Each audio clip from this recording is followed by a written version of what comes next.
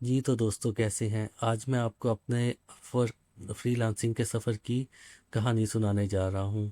میرا free lancing کا سفر ایک تدریجی مگر واضح ارتقائی کہانی ہے، جس میں مہارتیں، سوچ اور ذمہ داریاں وقت کے ساتھ گہری ہوتی گئی۔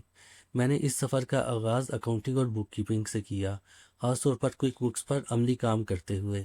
ابتدائی مرحلے میں فوکس ٹرانزیکشنز کی درست انٹری، ریکنسلیشن، انوائس مینجمنٹ اور ماہانہ فنانشل اسٹیٹمنٹس پر تھا۔ اس مرحلے نے مجھے نمبرز کی زبان، مالی نظم و ضبط اور کلائنٹس کے اعتماد کی اہمیت سکھائی۔ اسی بنیاد پر میں فنانشل انالیسس کی طرف بڑھا۔ یہاں محض ڈیٹا ریکارڈ کرنا کافی نہ تھا، اصل قدر تشریح یعنی انٹرپریٹیشن میں تھی۔ Revenue trends, cost structure, margins, cash flow اور بزنس پرفارمنس کے اشاریے۔ میں نے سیکھا کہ نمبرز کے پیچھے کہانی کیسے دیکھی اور سنائی جاتی ہے،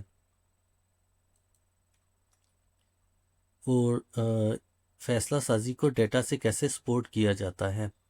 اگلا منطقی قدم یا لوجیکل ڈیسیجن جو تھا، میرا سٹیپ تھا، وہ ڈیٹا انالیسس تھا۔ مختلف سورسز سے ڈیٹا اکٹھا کرنا، صاف کرنا، یعنی اس کو کلینزنگ کرنا، ماڈل بنانا، ماڈلنگ کرنا اور سوالات کا جواب اس میں سے ایکسٹریکٹ کرنا اور فیچ کرنا۔ یہاں میری سوچ مزید انالیٹیکل ہوئی۔ میں نے سمجھا کہ صحیح سوال پوچھنا، درست میٹرکس کا منتخب کرنا اور نتائج کو بزنس کانٹیکسٹ میں رکھنا کتنا ضروری ہے۔ ڈیٹا انالیسس کے بعد ڈیٹا ویژولائزیشن آئی، جہاں پیچیدہ نتائج کو واضح، بصری اور قابل فہم بنایا جاتا ہے۔ کوئک بکس کے جو ڈیٹا تھا اکاؤنٹنگ کا، اس کو پاور بی آئی کے ساتھ انٹیگریٹ کرنا اور پاور بی آئی میں ڈیش بورڈ بنانا، اس کے علاوہ دیگر سافٹ ویئر یوز کرتے ہوئے ڈیش بورڈ بنانا، چارٹس اور کے پی آئی کے ذریعے میں نے اسٹیک ہولڈرز کو وہ فوری امیج یا فوری انسائٹ دیا، اور وہ فوری جھلک دکھائی بزنس کی، جو تیز اور بہتر فیصلوں میں مدد دیتی ہے۔ یہاں میری توجہ اسٹوری ٹیلنگ اور یوزر ایکسپریشن اور ایکشنیبل انسائٹس پر رہی۔ آخرکار سیکھنے کے عمل جو تھا وہ مجھے ڈیٹا انجینئرنگ کی طرف لے آیا۔ اب سوال یہ نہیں تھا کہ ڈیٹا کیا کہہ رہا ہے، بلکہ یہ تھا کہ ڈیٹا کہاں سے اور کیسے حاصل کیا جائے اور کتنی قابل اعتماد طریقے سے آ رہا ہے۔ ڈیٹا پائپ لائنز کیسے بنائی جاتی ہیں، اس میں آٹومیشن کیسے کی جاتی ہے، اسکیلیبلٹی کیسے کی جاتی ہے، اور ڈیٹا کو بروقت اور محفوظ انداز میں انالیسس کے لیے کیسے دستیاب کیا جاتا ہے۔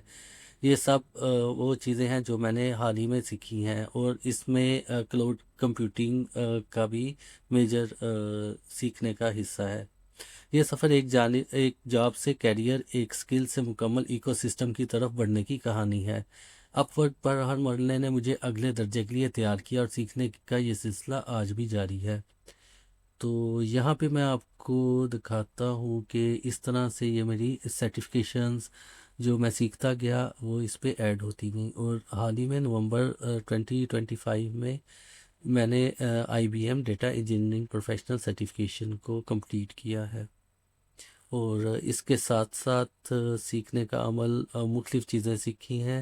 I B M data warehousing engineering, اس کے علاوہ جون سا ہے I B M A I developer professional certification, I B M RAG and agentic A I certification, کیونکہ یہ ڈیٹا کے ساتھ، ڈیٹا انجینئرنگ کے ساتھ ساتھ آپ کو ان کا بھی کنسیپٹس کلیئر ہونے چاہیے، کیونکہ ڈیٹا انجینئرنگ کی جو پائپ لائنز بنتی ہیں اس کی آپ کو جو سا ہے آرٹیفیشیل انٹیلیجنس کی جو سافٹ ویئر ہوتے ہیں، اپلیکیشنز ہوتی ہیں، اس کے لیے ڈیٹا انجینئرنگ کی پائپ لائنز کی ضرورت ہوتی ہے، اور کلاؤڈ بیس یہ سارا ورک ہو رہا ہوتا ہے۔ تو اس طرح سے سیکھنے کا عمل، جو ڈیٹا انجینئرنگ کا سیکھنے کا عمل تھا، یہ میں نے میٹا ڈیٹا بیس انجینئرنگ سے شروع کیا تھا، اور یہ اگست 2024 میں کمپلیٹ ہوا تھا سرٹیفکیٹ۔ اس کے علاوہ ڈفرینٹ سرٹیفکیشنز تھیں جو سٹیپ بائی سٹیپ میں سیکھتا گیا۔ تو دوستو یہ تھی میری سیکھنے کی کہانی، تو بتانے کا مقصد یہ ہے کہ آپ کوئی بھی کام کر رہے ہوں اس میں ساتھ ساتھ سیکھتے جائیں، ساتھ ساتھ لرننگ کرتے جائیں، ساتھ ساتھ ارننگ بھی ہوتی جاتی ہے، آپ کی اسکل ڈیولپمنٹ ہوتی جاتی ہے، پرسنالٹی گرومنگ ہوتی جاتی ہے، اور آپ کی کمیونیکیشن میں وہ چیزیں ایڈ ہوتی جاتی ہیں جس کی مارکیٹ میں اور کلائنٹس کو ریکوائرمنٹ ہوتی ہے۔ اور جب آپ کے پاس وہ کمیونیکیشن کی چیزیں آ جاتی ہیں اور آپ کے پاس وہ اسکل لیول آ جاتا ہے جو آپ نے پریکٹس کیا ہوتا ہے اور کلائنٹ کو وہ کام کر کے دیا ہوتا ہے، تو پھر آپ گریجولی مارکیٹ میں اچھا پرفارم کر سکتے ہیں۔ آپ کو کوئی بھی پروجیکٹ ملے یا کام ملے تو آپ اس کو بڑے اچھے طریقے سے کر سکتے ہیں۔ دوستو، امید ہے کہ آپ کو یہ سٹوری پسند آئی ہوگی، تو آپ چینل کو لائک کریں، سبسکرائب کریں، ویڈیو کو لائک کریں اور اس کو آگے شیئر کریں۔ Thank you so much.